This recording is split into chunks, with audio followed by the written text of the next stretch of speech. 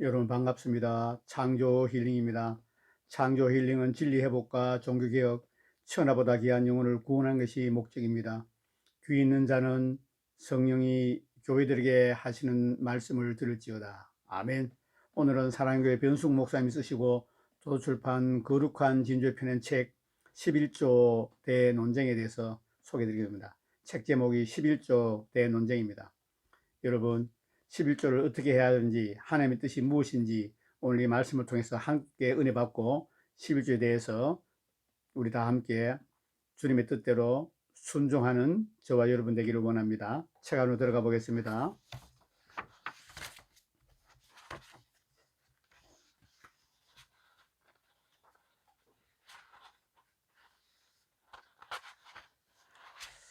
목차 제1장 11조를 부정하는 사람들이 내세우는 이유들, 제2장 과연 율법과 함께 11조가 폐해졌는가, 제3장 11조가 폐해지 않았음을 보여주는 근거와 이유들, 제4장 11조가 폐해지 않았다면 정확히 얼마를 들어야 하는가.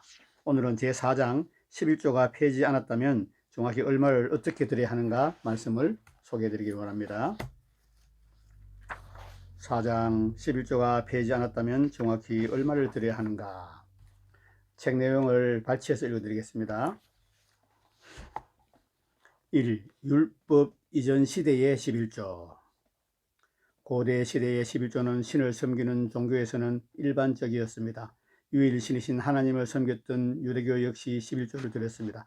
아브라함이 11조를 드릴 뿐만 아니라 야곱도 11조를 서원했습니다. 당시 타 종교에도 그런 문화가 있었기 때문에 자발적으로 11조를 서원하였고 이후에 서원을 지켰을 것입니다. 그리고 하나님은 그것을 인정하셨고 기쁘게 받으셨습니다.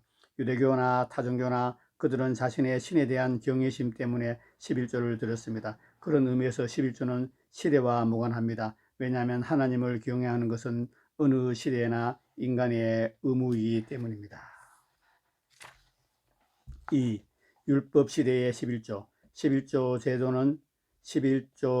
제도는 율법 이전 시대와 율법 시대와 신약 시대 등 시대마다 다소 차이가 있습니다. 모세 이전에는 성막의 레위인도 없었기 때문에 비정기적인 11조도 하나님이 11조로 인정하고 연락하셨습니다. 그러나 모세 시대가 되면서 상황이 바뀌었습니다. 성막이 세워지고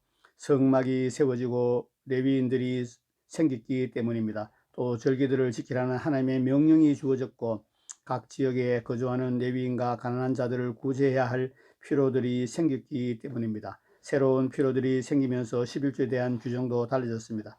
11조는 더 이상 자율이 아니라 의무가 되었고 정기적으로 드려야만 했습니다. 율법 시대의 11조는 한마디로 성막과 레위인을 위한 11조라고 할 수 있습니다. 율법의 11조 규정은 초율법적인 11조 제도를 율법 시대의 필요에 맞게 요구한 것입니다.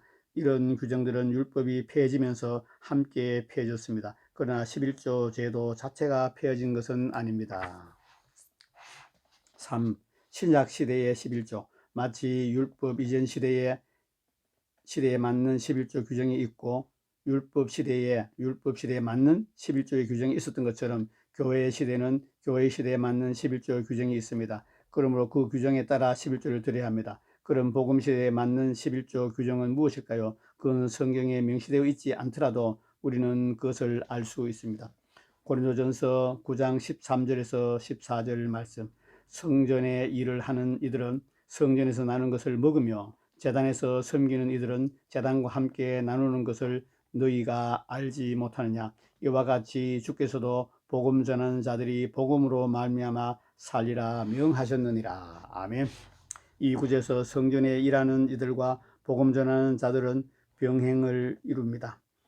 이는 율법 시대에 성전에 일을 하는 이들의 필요를 위해 11조가 드려졌듯이 복음 시대에도 복음을 전하는 자들의 필요를 위해 11조를 드려야 함을 보여줍니다. 그러므로 복음 시대의 구약의 11조 중에 첫 번째 종류의 11조는 드려야 합니다. 그러나 중앙성소에서 치러지는 절기를 위해 드렸던 두 번째 종류의 11조는 복음 시대는 더 이상 요구하지 않습니다. 구약과 달리 중앙성소에 모여서 절기를 지키지 않고 각 지교회에서 예배를 드리기 때문입니다. 그리고 구약의 절기를 지키지 않았기 때문입니다. 절기를 위한 비용이 발생하지 않기 때문에 두 번째 종류의 11조는 더 이상 요구하지 않습니다.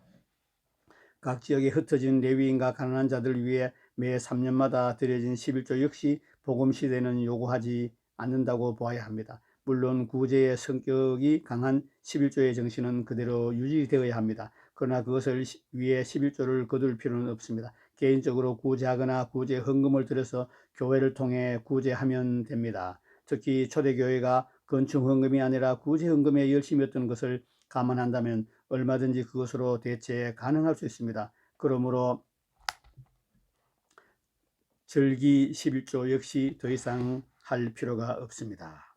이를 통해 우리는 11조가 폐지 않았다면 도대체 11조를 몇 프로나 드려야 하는가? 10%, 구약시대 1, 2, 3, 11조가 하나로 볼 때 13.4%냐? 제11조와 제3, 11조가 다르다고 볼 때 약 20%냐? 제1, 11조와 제2, 11조는 다르고 제3, 11조는 제2, 11조와 제2, 11조에 포함된다고 볼 때라는 의문에 대한 답을 얻을 수 있습니다. 답은 10%이며 저는 예수님이 말씀한 바리새인과 세리의 기도가 이를 확증해 준다고 생각합니다. 바리새인은 성전에 올라가 꼿꼿하게 서서 나는 일회에 2번씩 금식하고 소득의 11조를 드리나이다 라고 기도했습니다. 그는 사실상 기도가 아니라 자랑을 하고 있었습니다. 그런데 그가 약 20%를 드리고 있었다면 단순히 그렇게 말했겠습니까? 아닙니다. 나는 소득의 거의 20%를 드리고 있다고 자랑했을 것입니다.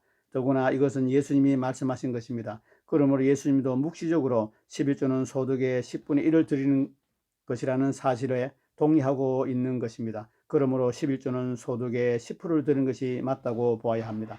한편 11조를 부정하는 사람들 중에는 11조뿐만 아니라 각종 헌금들에도 부정적으로 보는 사람들이 많습니다. 물론 헌금을 거두기 위해 지나칠 정도로 세분화하고 기발하기까지 한 헌금 종류를 만들어내는 것은 잘못된 것입니다. 예를 들어 1,000번째 헌금 같은 것은 바람직하지 않습니다. 그러나 주일 헌금, 감사 헌금, 선교 헌금, 구제 헌금, 건축 헌금과 같은 헌금들은 정당한 것들입니다. 왜냐하면 구약 시대도 11조만 달랑 드린 것이 아니기 때문입니다.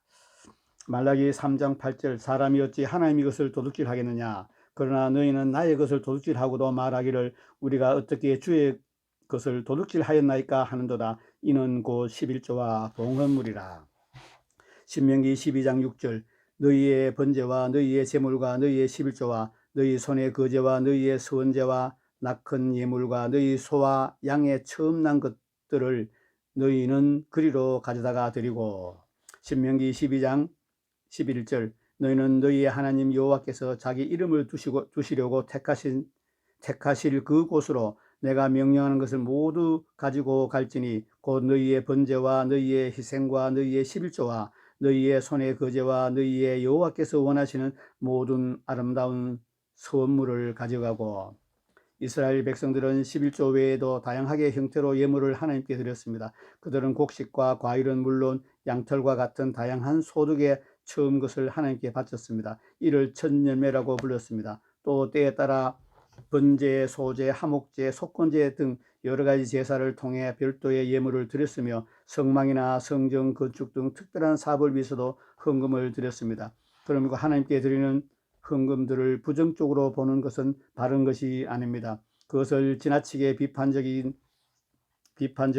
인색한 마음에 뿌리를 둔 어그러진 생각입니다. 그것은 지나치게 비판적이고 인색한 마음에 뿌리를 둔 어그러진 생각입니다. 결론을 말씀드리겠습니다. 우리는 11조 폐지론이 잘못된 것이며 마땅히 11조 드려야 함을 알았습니다. 그러므로 11조 생활을 해야 합니다. 그런데 처음 11조를 드리려 하면 망설여질 수 있습니다. 많이 가진 자는 11조의 액수가 많기 때문에 적게 가진 자는 11조를 떼지 않아도 모자라기 때문에 갈등이 생깁니다. 그래서 심지어 교회 출석을 잘 하던 사람이 11조 설교를 듣고 시험에 들어 신앙을 저버리는 경우도 있습니다. 하지만 깊이 생각해 보면 11조 문제로 고민하거나 시험에 드는 것이 얼마나 비정상적이고 어리석은 일인지 모릅니다. 왜냐하면 하나님께서 친히 다음과 같이 약속하셨기 때문입니다. 말라기 3장 10절 만군의 여호와가 이르노니 너희의 온전한 11조를 창고에 들여 나의 집에 양식이 있게 하고 그것으로 나를 시험하여 내가 하늘문을 열고 너희에게 복을 쌓을 곳이 없도록 붙지 아니하나 보라. 이것은 참으로 놀라운 약속이고 제안입니다. 본래 하나님을 믿지 못하고 시험하는 것은 큰 죄이며 이스라엘이 광야에서 멸망한 이유 중에 하나가 바로 그 죄 때문입니다. 고린도서 10장 9절 그들 가운데 어떤 사람들이 주를 시험하다가 뱀에게 멸망하였나니 우리는 그들과 같이 하나님을 시험하지 말자. 아멘. 그런데 하나님께서 11조 문제로 자신을 시험해 보는 것을 허락하시고 어디 한번 11조를 들여 시험해 보라고 제안하고 계신 것입니다. 그러므로 11조를 시작하는 것이 정 어려우시면 하나님의 제안을 받아들여 시험 삼아 몇 달만이라도 해보시기 바랍니다. 다시 한번 읽어드리겠습니다. 그런데 하나님께서 11조 문제로 자신을 시험해 보는 것을 허락하시며 어디 한번 11조를 들여서 시험해 보라고 제안하고 계신 것입니다. 그러므로 11조를 시작하는 것이 정 어려우시면 하나님의 제안을 받아들여 시험 삼아 몇 달만이라도 해보시기 바랍니다. 장담하지만 일단 11조를 시작하면 여러분 평생 기쁨으로 11조를 드릴 수 있게 될 것입니다. 아멘.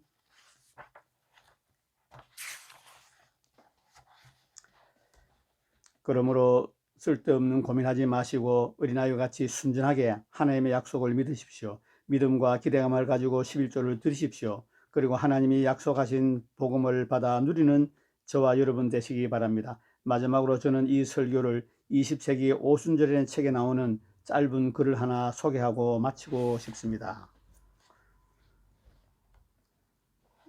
20세기 오순절 책에 나오는 말씀을 읽어드리겠습니다. 믿음의 사람들은 11조를 드린다.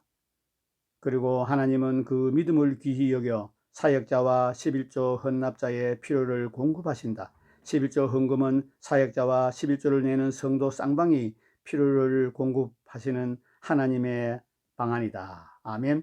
다시 한번 읽어드리겠습니다. 믿음의 사람들은 11조를 드린다. 그리고 하나님은 이 믿음을 귀하게 여기서 사역자와 11조 헌납자의 필요를 공급하신다. 11조 헌금은 사역자와 11조를 내는 성도 쌍방의 필요를 공급하시는 하나님의 방안이다. 아멘. 11조는 사랑의 순종이며 11조는 하나님의 축복의 문입니다. 아멘. 여러분 어떻습니까? 여러분 11조를 하나님 말씀대로 순종하고 계십니까? 지금부터 제 신앙생활을 소개해 드리겠습니다. 제가 은사중단론 또 종교적인 장로교 통합 측에서 제가 15년 가까이 신앙생활을 했는데 그 교회에서는 11조가 왜 드려야 되는지 감사헌금과 절기헌금을 왜 드려야 되는지에 대해서 설교를 제대로 들어보지 못했습니다. 특별히 성경적인 11조에 대한 설교를 들어보지 못했습니다. 그래서 변승훈 목사님 쓰신 이 11조 대논쟁의 책을 오래전에 읽고 제 신앙생활을 바꿨습니다. 많은 것이 변승훈 목사님 책과 케니스 해긴 목사님 책을 통해서 많은 것이 성경적으로 어그러져 있고 잘못된 걸 알고 비성경적인 걸 버리고 성경적으로 순종하기로 결단했습니다. 제가 한 15년 전으로 기억하는데요. 그때 보통 예를 들어 제가 100만 원의 소득이 있으면 11조 한 5만 원 정도 했습니다. 기분 내키면 한 7만 원 하고. 그러다가 11조 대논쟁 이 변승모 책을 읽고 11조를 제대로 하게 되었습니다. 정확하게 수입의 10분의 1을 하나님께 드렸습니다. 그리고 절기헌금은 이 책을 읽기 전에는 3만 원 정도 이래 한 걸로 기억합니다. 그런데 이 책을 읽고 나면 11조에 한 2배 정도 했는 것 같습니다. 예를 들어 11조가 10만 원이면 절기헌금은 20만 원 정도. 여러분 지금도 제가 11조 내가 드리고 절기헌금 있지 않습니까? 여러분 그 맥추감사절과 추수감사절, 성탄절에는 11조의 2배 정도를 헌금하고 있습니다.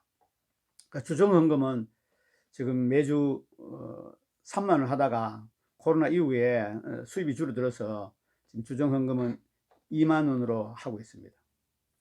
여러분 제가 11조를 제대로 드리고 감사헌금을 11조의 2배로 드리면서 또 주정헌금을 3천 5천 하다가 제대로 감동받은 대로 드리면서 제 생활이 많이 변했습니다. 그때 마이너스도 쓰고 있고 은행에 빚도 있었습니다. 그런데 그런 것이 다 지금 빚이 청산되고 마이너스도 청산되고 지금은 플러스 재정을 살고 있습니다. 여러분, 하나님께서 우리에게 약속하신 것이 있습니다. 말라기 아까 3장 10장 읽어드렸지요. 하나님을 시험하는 건 죄입니다. 그런데 하나님께서 뭐라고 말씀하시냐, 너희가 성전에, 지금은 교회에 11조를 들여서 내가 너희가 쌓을 곳이 없도록 붙지 않나 붙는가 시험해 보라고 말씀하셨습니다. 여러분, 꼭 11조를 드리고 감사헌금, 주정헌금을 풍성히 드리고 주정헌금 드려서 인색하지 않게 주님께 드리시기 바랍니다. 그럼 여러분과 여러분 자녀들이 이 땅에서 재정적인 풍성한 축복을 누리고 살게 될 것입니다. 저는 이 11조 대논쟁 책이 참 중요합니다. 그래서 지금 두 번째로 소개하고 있는데 꼭 이 책을 사서 읽으시고 여러분 지인들에게 선물하시고 우리 모두가 하나님의 뜻대로 순종하고 11조 감사헌금, 주정헌금으로 풍성하게 인색하지 않게 감동받은 대로 형편대로 주님께 올려드리는 저와 여러분 되기를 예수님으로 축복합니다. 구독자 여러분, 11조 대논쟁을 오늘 소개해드렸습니다. 사랑하는 교회 변숙 목사님 쓰시고 도서출판 거룩한 진주 편의 책입니다. 구독자 여러분의 영혼이 잘되고 범사가 잘되고 강건하게 되기를 예수님으로 축복합니다. 창조 힐링은 하늘 아버지 뜻이 하늘에 이루어진 같이 이 땅 가운데도 이루어지는 것이 목적입니다. 귀 있는 자는 성령이 교회들에게 하시는 말씀을 들을지어다. 아멘. 끝까지 시청 여러분 감사합니다.